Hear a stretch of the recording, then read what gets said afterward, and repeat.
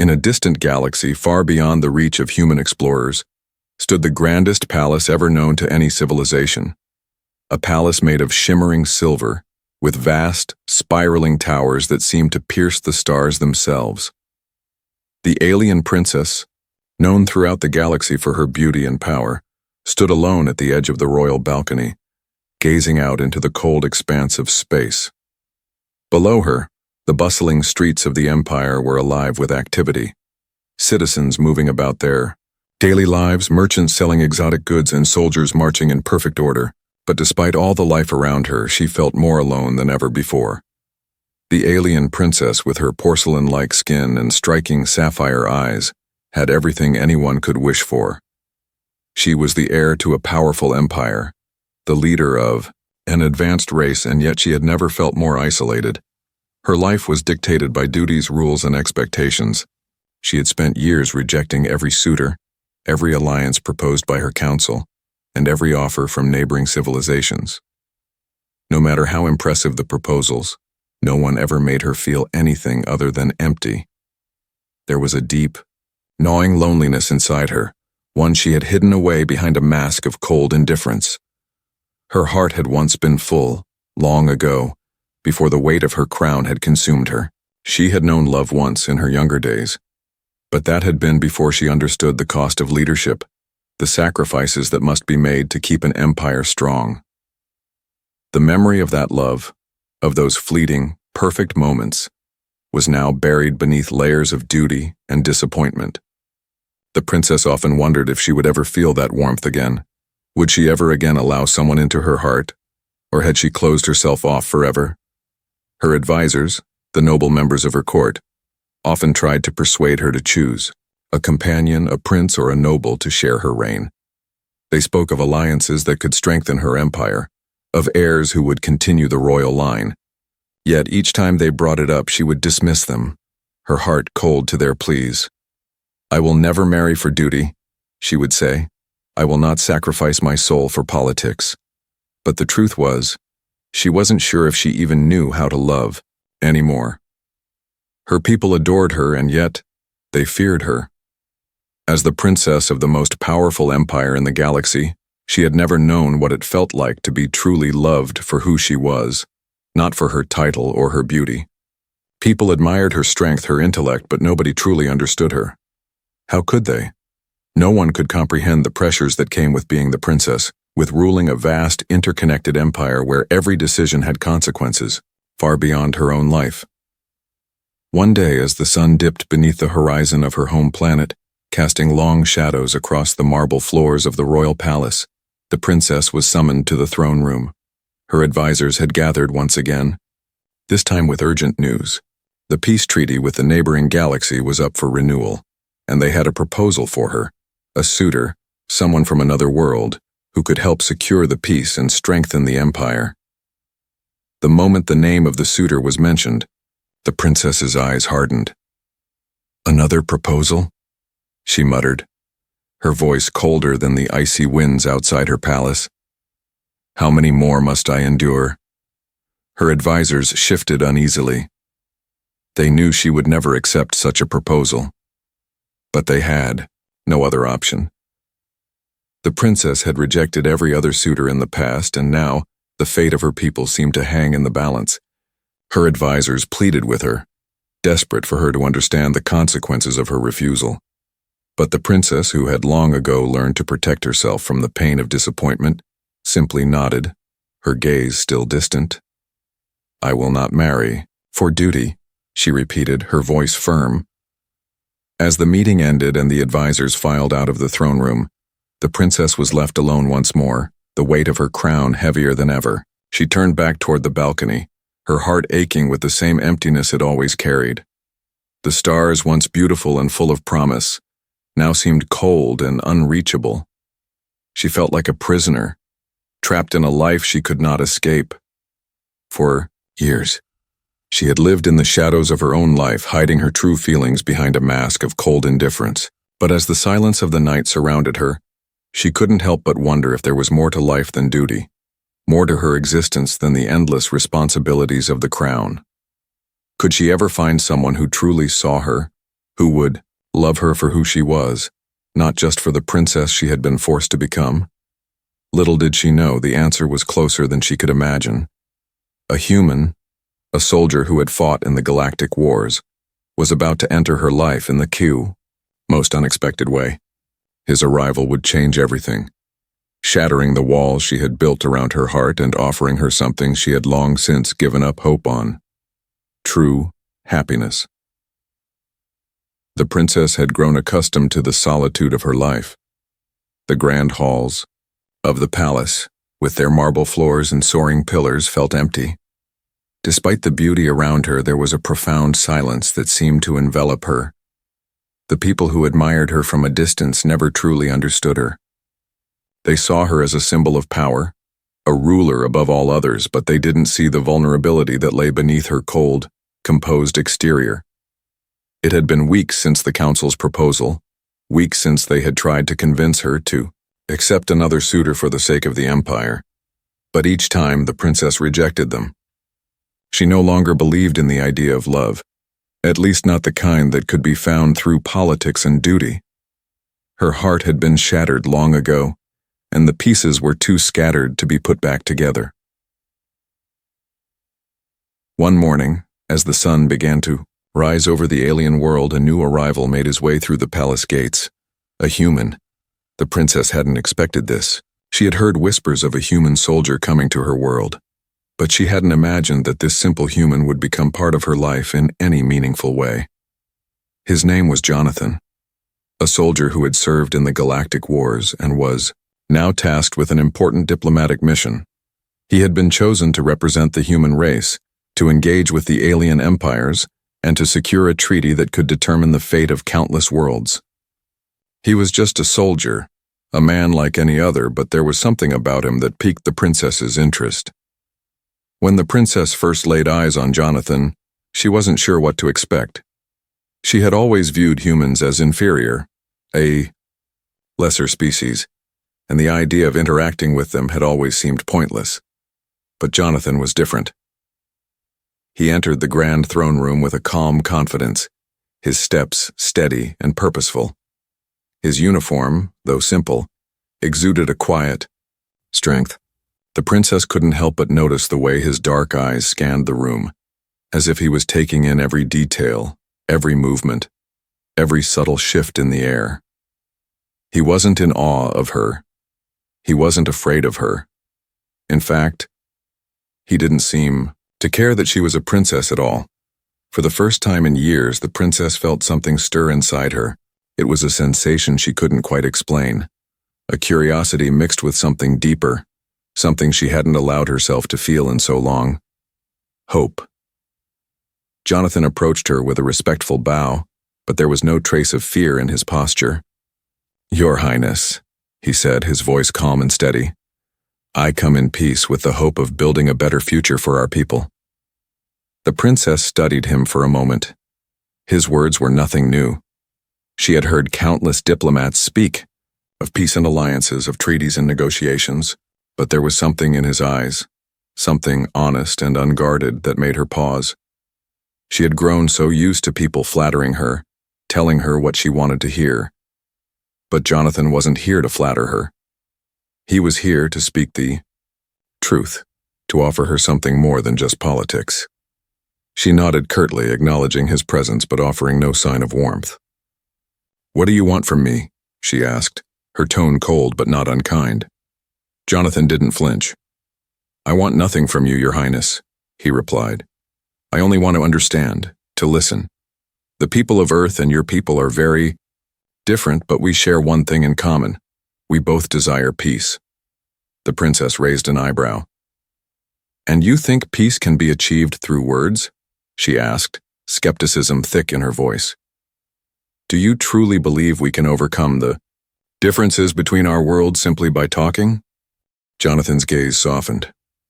"I believe in the power of connection," he said quietly. "I believe that when two people, no matter their species, truly understand each other, peace becomes possible."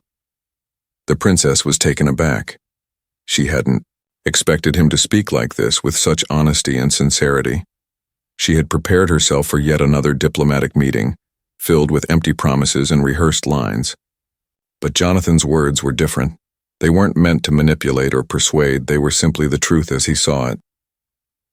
For a moment, the princess was silent, her mind racing. She had spent so many years building walls around her heart, keeping everyone at a distance. But in that moment, as she stood before this human who spoke with such conviction, she felt something shift. It was like a crack in the armor she had carefully constructed over the years. A small crack, but enough to let in a sliver of light. Jonathan smiled, sensing that his words had made an impact even if the princess wasn't ready to admit it. "I know this may be difficult for you," he said, his voice gentle, "but I hope that one day you'll see that peace is possible, that we are all capable of more than we think." The princess stared at him for a long moment, unsure of what to say. She had never met anyone like him, someone who didn't care about titles or power, someone who saw her as a person, not just a princess. She had always believed that her status made her untouchable, unreachable. But Jonathan's presence was different. He wasn't intimidated by her title, nor did he seem interested in her power. He was simply there, offering her something she hadn't dared to ask for: understanding. "Perhaps you are right," the princess said slowly, her voice quieter now. "Perhaps peace begins with understanding." For the first time in years, the princess allowed herself to believe in the possibility of change. She didn't know what would come of this unexpected encounter, but she felt something deep inside, her stir, something she hadn't felt in a long time. The days that followed the unexpected encounter were unlike anything the alien princess had ever experienced. Jonathan, the human soldier, continued to visit the palace, not as a diplomat, but as a quiet presence who seemed to understand the princess in a way no one ever had before. His visits were brief at first, but they quickly became something the princess looked forward to, despite herself. Each time he entered her chambers, the princess found herself drawn to him, not because of his appearance or his status, but because of the way he treated her, like a person, not just a ruler. Jonathan never bowed in reverence, never spoke in formal tones, nor did he try to impress her with grand gestures. He simply spoke to her as one human to another, with respect, kindness, and an honesty that disarmed her. She was used to being revered, feared, and even admired, but Jonathan's approach was different. He didn't see her as the alien princess with unmatched power, but as a woman who had suffered, who had been trapped in the lonely palace for far too long. And for the first time in years, she allowed herself to share more than just the polished, royal facade she had worn for so long. The first real conversation between them happened on an evening when the air was thick with the scent of blooming alien flowers from the palace gardens. They sat together in the quiet, serene library of the palace, surrounded by ancient texts from her people's vast history. The room was filled with the soft glow of holographic lights, casting an ethereal blue hue across the marble walls. Outside, the stars twinkled like distant jewels in the night sky. Jonathan broke the silence first, his voice calm and gentle. "I've always wondered, Your Highness, what it's like to be in your shoes. To have the weight of an empire on your shoulders. It must be lonely." The princess looked at him, her sapphire eyes narrowing slightly. It wasn't that she hadn't thought about it before. It was something she had known all too well. But hearing it come from him, so simply and without any pretense, made her pause. She had always carried that weight, but she had never allowed herself to speak about it. "I am not sure you could understand," she replied, her voice soft, almost distant. "Being born into this position, it is a curse as much as a blessing. I have spent my life making decisions that affect millions, yet I have never had the luxury of making a decision for myself." Jonathan leaned forward, his eyes never leaving hers. "I may not understand exactly what it's like to rule an empire, but I do understand loneliness. I've spent years in battles, fighting for causes that weren't always mine, and in the end, I was still alone. Even in the midst of a crowd, I felt invisible." The princess was silent for a moment, taking in his words. Her heart, which had been closed off for so long, seemed to stir ever so slightly. She had never imagined that someone from another world could understand her pain. But in that moment, Jonathan's words felt like a balm on a wound she had hidden for too long. "Do you ever think about what you want for yourself?" Jonathan asked quietly. "Not for your people, not for the galaxy, but for you.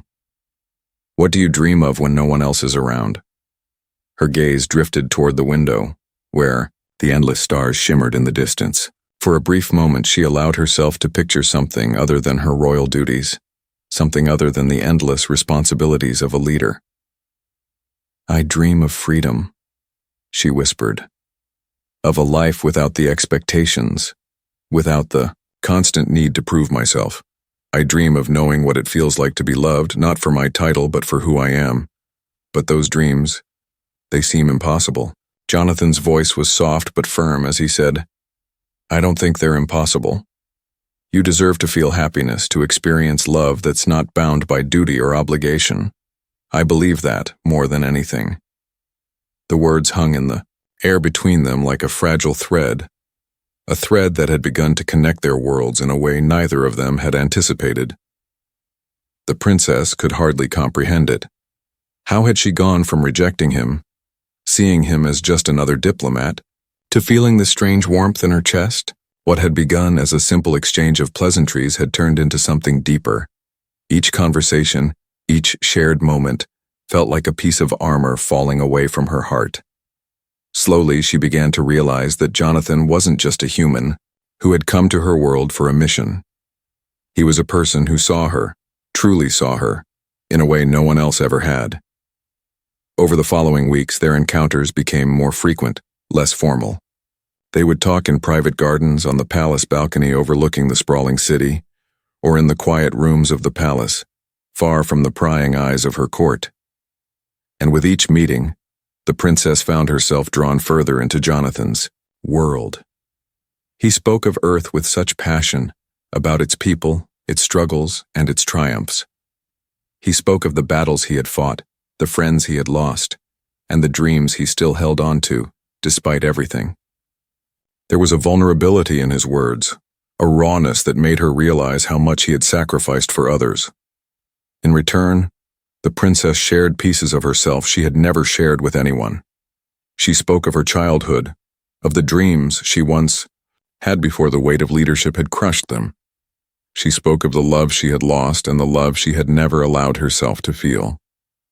Slowly, she allowed herself to see Jonathan not just as a soldier, but as a person, someone who understood her pain, someone who might be the key to unlocking the happiness she had long abandoned. As time passed, the princess found herself thinking of Jonathan more and more. His presence, his warmth, and his unwavering belief in her slowly began to change her. For the first time in years, she found herself hoping that there was something more to life than power, duty, and the endless responsibility of ruling an empire. Her heart, once cold and guarded, began to thaw, and as it did, she realized something profound. The connection she had longed for, the connection that could heal her heart, was closer than she had ever imagined. It wasn't in her people. It wasn't in her title. It was in Jonathan, the human who had entered her world, not with demands or expectations, but with understanding, patience, and kindness. The royal palace was filled with tension. The air was thick with anticipation as the princess stood alone in the grand throne room, her heart pounding in her chest. The decision she was about to make would change everything, not just for her, but for the future of her empire. The weight of her crown felt heavier than ever before. She could hear the whispers of her advisors in the hallways just outside, each of them urging her to make the right choice. Her people, her court, and the entire galaxy had always expected her to act, with logic, with reason, with power. She was the princess, the ruler, the leader. But in the quiet moments spent with Jonathan, the human soldier who had come to her world as a stranger and become her confidant, her heart had learned something her mind could never understand: the power of love, of connection, and of choosing happiness over duty. As she looked out across the city from her balcony, the sprawling lights of the metropolis glittering below, She could see the countless faces of her people. They looked to her for guidance, for strength, for leadership. She had always been the symbol of their empire's might, the embodiment of order and control. But now, as she stood on the edge of a decision that could break the chains that had bound her heart, she realized that what they needed most from her was not her strength, but her humanity. A knock on the door broke her thoughts. She turned, and her advisors entered the room. Their faces were tense, their eyes filled with impatience. Among them stood her most trusted advisor, Lord Rethar, a man whose loyalty to the crown was unwavering. He had always guided her, always urged her to put the needs of the empire above her own desires. But today, as his eyes met hers, she saw something different. A flicker of uncertainty. "Your Highness," Lord Rethar began, his voice stern. "The council has convened, and we must have an answer. The peace treaty is critical. The human soldier, Jonathan, has been here long enough. It is time to make a choice. We cannot afford further delay." The princess felt a pang of guilt in her chest. She knew the stakes. The peace treaty with Earth was vital for the future of her empire. The alliance would ensure stability and prosperity for generations to come. But the truth was, she had already made her decision. The question wasn't whether to sign the treaty. It was whether she was willing to let go of the role she had always known, the life she had always lived, and embrace a future that seemed uncertain but full of possibility. "I have thought long and hard about this, Lord Rethar," the princess said, her voice calm but firm. "I understand the importance of the treaty, and I understand the duty I have to my people. But there is something else I must consider. I must consider what is right for me, as a person, not just as a ruler." Her words caught the advisors off guard. Lord Rethar frowned, clearly struggling to understand. "Your Highness, this is not the time for personal desires. The Empire has been my only concern for too long," she interrupted, gently. "But I have come to realize that it is not enough to rule from a place of cold duty. I have lived my life in isolation, guarding my heart from the pain of love and connection. But I cannot continue this way. I cannot lead my people effectively if I am not whole, if I do not allow myself to experience the joy of living." Her voice softened as she looked at her trusted advisor, the man who had always been by her side. "I have chosen, Lord Rethar. I choose love. I choose the human who has shown me what it means to be truly seen, to be accepted for who I am, not just for the title I carry." Lord Rethar stared at her in stunned silence. The other advisors exchanged worried glances. "Your Highness, this is a grave mistake," Lord Rethar finally said, his voice tinged with disbelief. "You cannot marry a human. You cannot choose love over the future of the Empire." The princess stood tall, her eyes unwavering. "I do not choose love to the detriment of my people," she said, her voice steady. "I choose love because it makes me a better ruler. I choose love because it teaches me empathy, it teaches me humanity. Without that, I am nothing." The room was silent as her words sank in. Lord Rethar, though disappointed, saw the determination in her eyes. He knew she had always been a woman of conviction. He sighed deeply, nodding slowly. "If you are certain, Your Highness, then we will respect your decision. But understand this, your choice will change everything." "I understand," the princess replied quietly. "But I cannot change the course of my heart." And so, the decision was made. The princess walked out of the throne room and straight to the gardens, where Jonathan was waiting for her. He stood there looking up at the stars, as if he had always known she would come to him. When she reached him, she took a deep breath, her heart racing. "Jonathan," she began, her voice trembling slightly, "I have made my decision. I choose you. I choose us." Jonathan turned to face her, his eyes wide with surprise and joy. "Are you sure?" he asked softly, stepping closer. "The decision you're making, it's not just for us, it's for your people, for your empire." "I know," the princess whispered. "But I cannot lead them if I am not true to myself. I choose love, I choose happiness, and I choose you." Jonathan's smile was the brightest thing she had ever seen. "I will stand by you no matter what. Together we can build a future where love is as important as duty." And in that moment, as they stood beneath the endless stars, the alien, princess and the human soldier knew that their worlds, once so different, had finally merged into one. The future was uncertain, yes, but they would face it together, with love, courage, and the unbreakable bond they had formed. The princess's decision to choose love, to choose happiness, was the most powerful decision she had ever made. Not because it was easy, but because it was the right one. And as she looked into Jonathan's eyes, she knew that her empire would flourish, not because of her strength alone, but because she had finally allowed herself to live, to love, and to be truly free.